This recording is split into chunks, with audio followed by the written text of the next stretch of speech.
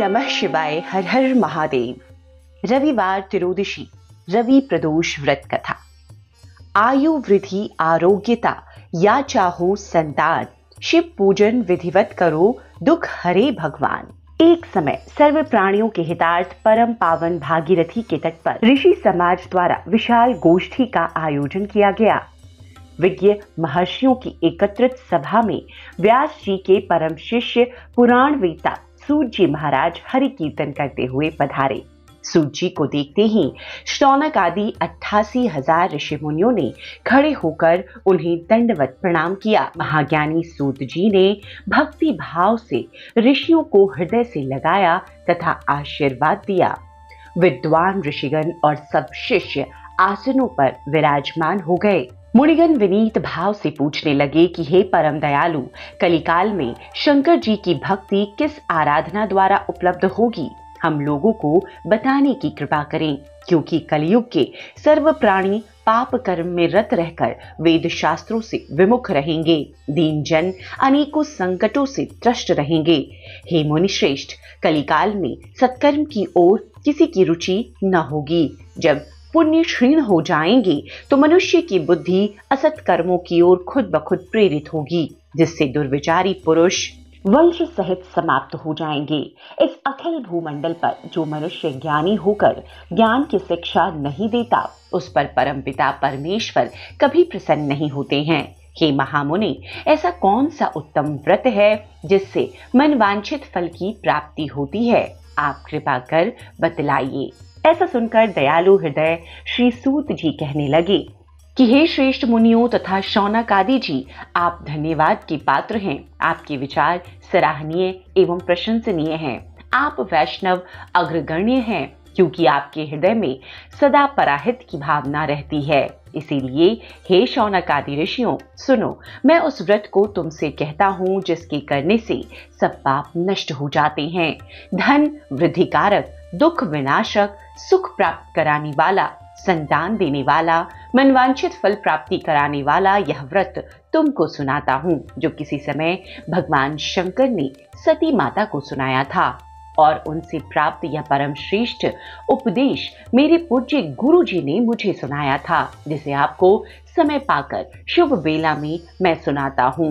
बोलो उमापति शंकर भगवान की जय। सूत जी कहने लगे कि आयु वृद्धि स्वास्थ्य लाभ हेतु त्रयोदशी का व्रत करें। इसकी विधि इस प्रकार है। प्रातः स्नान कर निराहार रहकर शिव ध्यान में मग्न हो, शिव मंदिर में जाकर शंकर भगवान की पूजा करें। पूजा के पश्चात अर्धपुंड त्रिपुंड का तिलक धारण करें, बेलपत्र चढ़ावें, धूप दीप अक्षत से पूजन करें, ऋतुफल चढ़ावें, नमः शिवाय मंत्र का रुद्राक्ष की माला से जप करें, ब्राह्मण को भोजन करा सामर्थ्य अनुसार दक्षिणा दें। तत्पश्चात मौन व्रत धारण करें। व्रती को सत्य भाषण का करना आवश्यक है। हवन आहुति भी देनी चाहिए।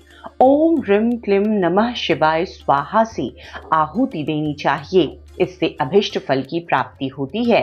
व्रती पृथ्वी पर शयन करे, एक बार भोजन करे, इससे सर्व कार्य सिद्ध होते हैं। श्रावण मास में तो इसका विशेष महत्व है। यह सर्व सुख धन आरोग्यता देने वाला है।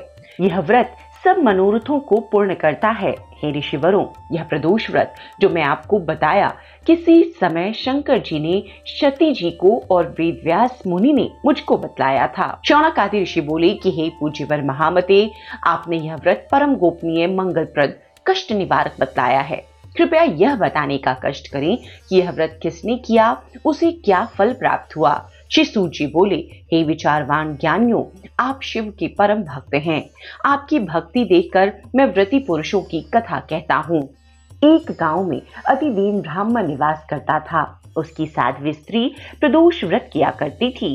उसके घर एक पुत्र था। एक समय की बात है कि वह पुत्र स्नान के लिए गया। दुर्भाग्यवश मार्ग में चोरों ने उसे घेर लिया और कहने लगे कि हम तुम्हें मारेंगे, नहीं तो तू अपने पिता का गुप्त धन बतला दे। बालक दीन भाव से कहने लगा कि बंधुओं, हम अत्यंत दुखी दीन हैं, हमारे पास धन कहाँ। चोर फिर कहने लगे कि तेरे पास पोटली में क्या बंधा है। बालक ने निसंकोच उत्तर दिया कि मेरी माता ने मुझे रोटी बनाकर बांध दी है। दूसरा चोर बोला कि भाई, यह तो अति दीन दुखी हृदय है, इसे छोड़िए। बालक इतनी बात सुनकर वहां से प्रस्थान करने लगा और एक नगर में पहुंच गया।